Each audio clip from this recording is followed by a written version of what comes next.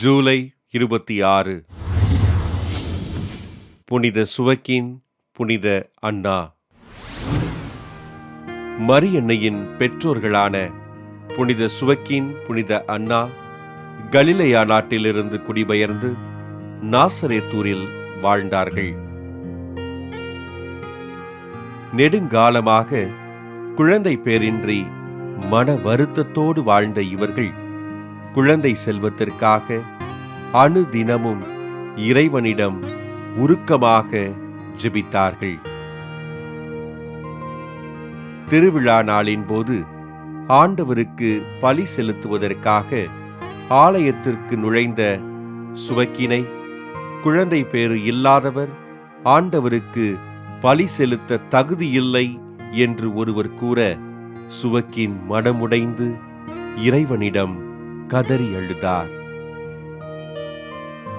இதனை அறிந்த அன்னா ஆண்டவரிடம் குழந்தை வரம் கேட்டு தனக்கு பிறக்கும் குழந்தையினை இறைவனுக்கு அர்ப்பணிப்பதாக கண்ணீரோடு ஜெபித்தார். வானதூதர் அன்னாவிற்கு காட்சியளித்து, ஆண்டவர் உன்னுடைய கண்ணீரை கண்ணோக்கினார், உனது ஜெபம் கேட்கப்பட்டது என்று கூற, சுவக்கீனும் அன்னாவும் இறைவனுக்கு மகிழ்ச்சியோடு நன்றி கூறினர்.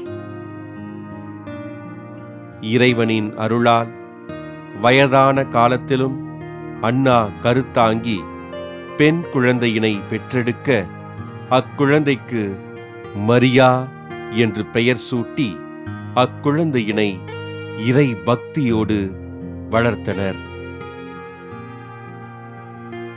உலக மக்கள் பாவத்திலிருந்து மீட்பு பெறுவதற்கு காரணமாக இருந்த புனித மரியாவை பெற்றெடுத்த சுவக்கின், அன்னா இவர்களை திரு அவை புனிதர்களாக உயர்த்தி தாத்தா பாட்டிகளின் பாதுகாவலர்களாக அறிவித்தது.